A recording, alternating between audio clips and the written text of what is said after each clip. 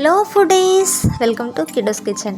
ఈరోజు ఆంధ్ర స్టైల్లో ఎగ్ దోశ ఎలా చేస్తారు చూసేద్దానండి. అదేంటి, మాకు ఎగ్ దోశ చేసుకోవడం తెలీదా అనేసి అంటారేమో. కాదండి, అన్ని దగ్గరలో ఒకే వెరైటీ చేయరు కదా. కొన్ని దగ్గరలేమో చిల్లీ పౌడరు, సాల్ట్ అవి ఇవి వేసి ఎగ్ దోశ చేస్తారు.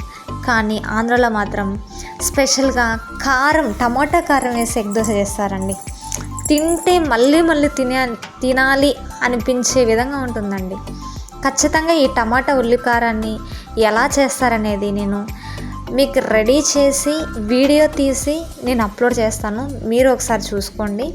మీరు ఒక్కసారి చేసుకొని తింటే ప్రతిసారి ఇడ్లీలోకైనా దోశలోకైనా ఆంధ్రాలో చేసే పిండి బోండాలు, అదేనండి మన బియ్య పిండి బోండాలకైనా చాలా బాగుంటుంది కాంబినేషన్ అనేది. మీరు అస్సలు మిస్ కావద్దండి.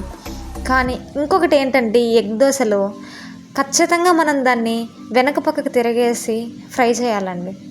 లేదంటే ఆ ఎగ్ అనేది సరిగ్గా బాయిల్ అవ్వదు. కొంతమంది అలాగే ఫోల్డ్ చేస్తారు, కానీ లోపల జ్యూసీగా ఉంటుంది, కానీ మంచిగా ఫ్రై అవ్వదండి. ఇలా రిటర్న్ చేసి బాగా ఫ్రై చేయడం వల్ల స్మెల్ కానీ ఏమీ ఉండదు. ఎగ్ దోశ అనేది అరోమా చాలా బాగుంటుందండి. తినేటప్పుడు కూడా ఇంకా తినాలి అనిపించేలా ఉంటుంది. మీరు ఎప్పుడైనా ఇలా ట్రై చేశారా? ఎప్పుడు ఇలా ట్రై చేయకపోతే ఇప్పుడు ఇదే విధంగా ట్రై చేసి ఎలా ఉందో కమెంట్లో కమెంట్ చేయండి. ఖచ్చితంగా మీరు చాలా ఇష్టపడతారు. అది కూడా టమాటా ఉల్లికారంతో సర్వ్ చేసుకొని తినండి. టేస్ట్ అయితే సూపర్ ఉంటుందండి. అస్సలు చెప్పలేం.